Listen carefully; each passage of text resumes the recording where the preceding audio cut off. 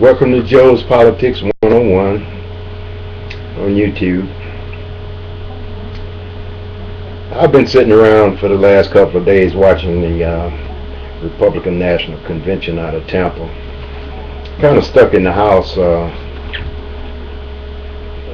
because of Hurricane or Tropical Storm Isaac. I watched the speeches they gave last night, and you know, it's sort of disappointing. It's really disappointing that a class of people, you know, our so-called leaders or people that's running the government on the Republican side or from the Republican Party, and these statements that they're making, you know, it's amazing that in it they make a lot of statements, they say a lot of things, but they don't specify anything that they plan on doing except to get President Obama out of office. And, you know, I try to look at it and not be biased and not be judgmental. You know, but it's hard to not be judgmental about some of the things that they say, that some of these individuals are saying. I listened to Christy talk last night. Anger. He sounded like he was angry. He kept referring to we built this and we built that and we did this and we did that. You know, and I have to look at it on from a personal level. You know, actually, what has he done for America that built America, except for try to suck everything he could possibly suck out of it? But you know, that's small fry stuff as far as I'm concerned. People like him, you know, they get the chance, they run for office, they win, and they try to use that power to propel themselves somewhere else, which is a natural thing to do. But what has bothered me is today, it bothers me the most, is a speech that I saw, or a portion of it that I listened to, that was given by Mitch McConnell. He's a Republican senator. Matter of fact, he's the House Minority Leader of the Senate. He represents Kentucky. And I've said this all along. You know, this is not something that's been new into my mind or something that I just picked up. You know, I mentioned him in a book that I wrote called Radical Republicans Tea Party, that I published in 2010. I mentioned him in that book. I'm in the process of writing another book where I do a whole chapter on this individual, because I've been studying him. Mitch McConnell, and you know, I say this not loosely. I don't say this loosely. I say this with an abundance of belief. Mitch McConnell is an old school white racist man. And it is my contention and my belief that this individual, since Barack Obama was running for president, and after he was elected, it is my contention to believe that he has in his mind that Barack Obama should not be president of the United States because of who he is. You know, I've studied him, I've watched him, I've listened to him talk about President Obama, and he comes across as angry because President Obama is the President of the United States. I believe in my mind, in my thoughts, and my feelings, and I don't think this is a conspiracy. It's just he don't believe because Barack Obama is an Afro-American that he should be president of this country. Ain't no way that was supposed to have happened in Mitch McConnell's mind. And he displays that. Now mind you, I understand that he's supposed to be or is married to an Asian woman. That's not a indicator of how a person feels about others. Love is one thing. Personal feelings towards others is a different thing. He was born in Alabama, raised in Kentucky. He represents Kentucky. And Kentucky is one of those states that during the Civil Rights era enforced Jim Crow laws out of passion. There's no way that you can convince me or any other Afro-American man my age that during that period of time when Mitch McConnell was growing up, that he didn't participate in the community's attitude and behavior towards Afro-American people. Now, Mitch McConnell has been a part of our federal government for since he was around 25 years old. So he's something like 69 years old now. So he's been in the political arena for a long time. Why would he, a seasoned politician who's been in politics for years, why would he start out in the beginning saying that he hopes President Obama fails? And then after the 2010 midterm elections, he made the statement that his number one goal in life was to get this guy, referring to President Obama, out of the White House. There's no telling what else he may say. You know, this is it's sad. It's sad. It makes you want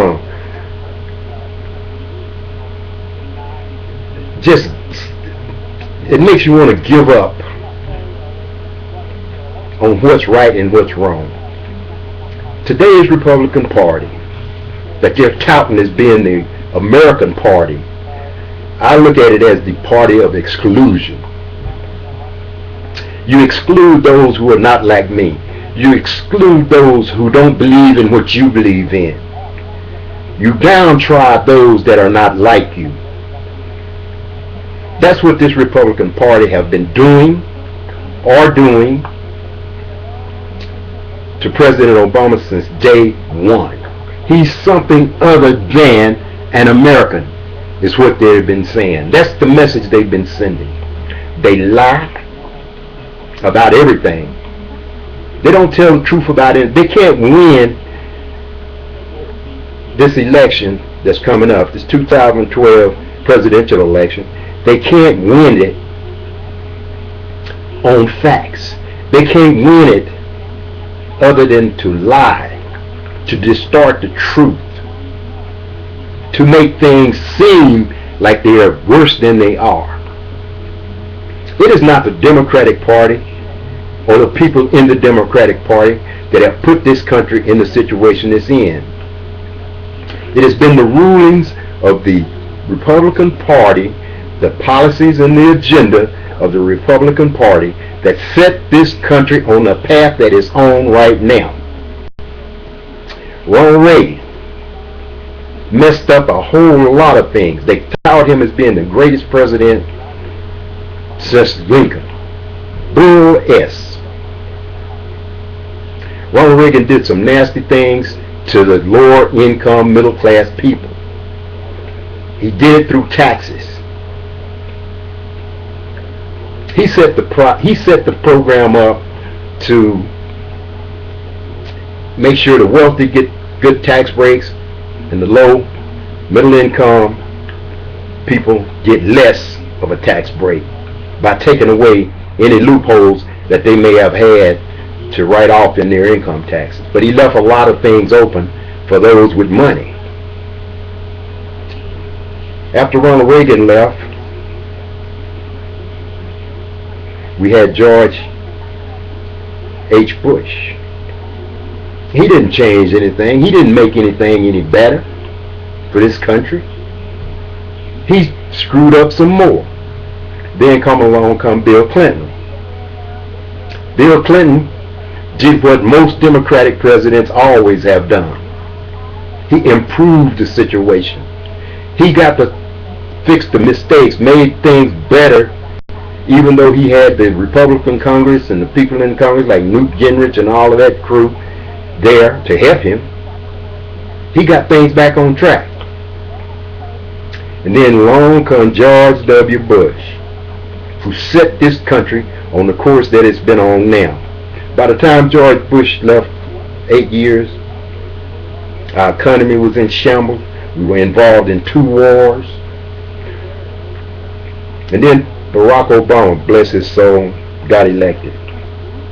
And when he got elected, the white Republican Party began to demonize him and have since continued to demonize him as something other than an American citizen. Where are these clowns coming from? What are they doing to our country? They want you to live by the rules that they want you to live by and forget what you think or feel. You know, if my daughter or my wife or whoever decides they want to have an abortion, that's their business. It's not the Republican Party's business. It's not these jackleg preachers like Mike Huckabee and all these individuals who wants to tell people what they can and can't do with their own bodies. You know, you got all these jacklegs out here telling you what you can do. This is supposed to be a country of freedom, liberty, and justice. They accuse people of violating the Constitution while they themselves try to impose their values and what they think and believe upon you.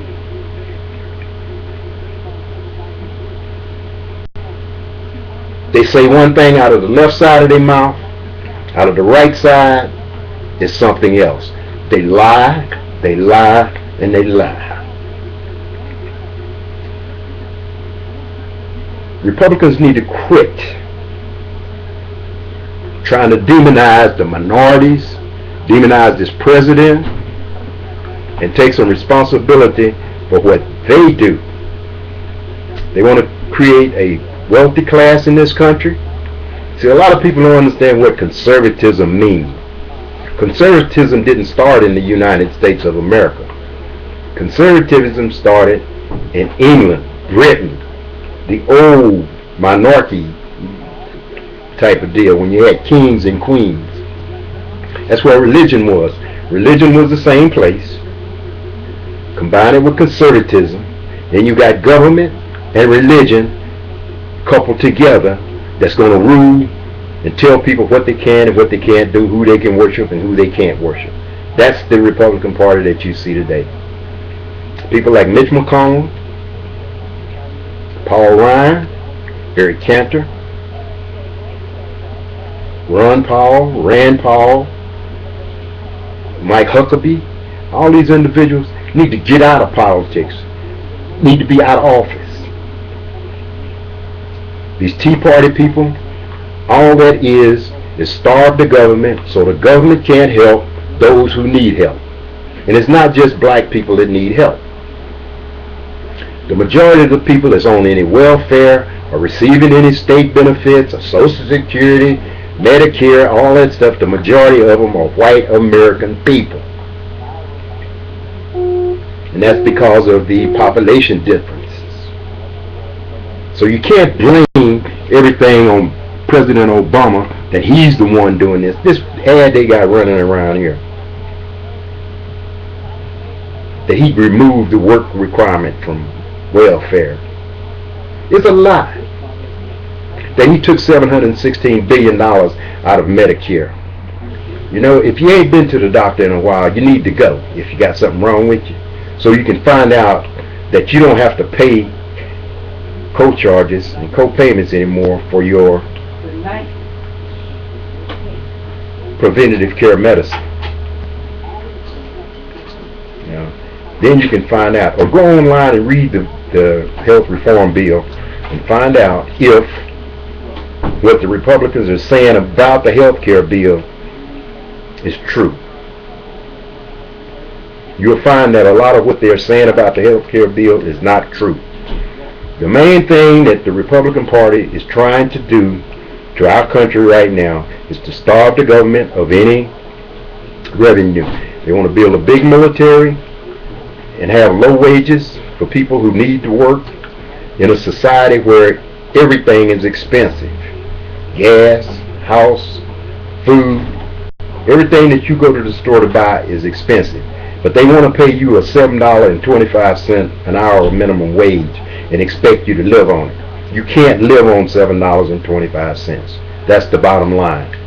But these fat cats is making $174,000 a year that we the taxpayers are paying them.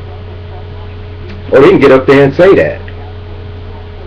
Oh, you need to, pull yourself up. You can't pull yourself up by the bootstraps because they done shipped all of the jobs out to overseas for lower wages.